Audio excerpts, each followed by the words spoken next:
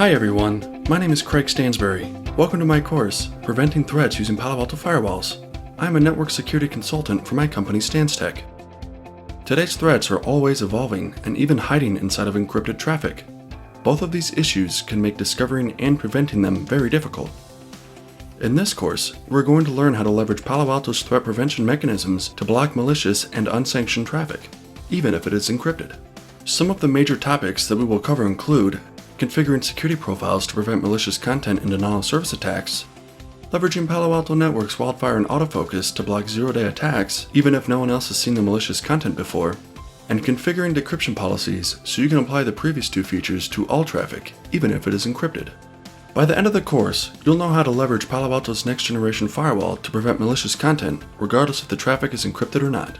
From here, continue your learning by diving into Palo Alto Firewalls with courses on Panorama and High Availability, configuring user ID, securing traffic, and configuring NAT and VPNs.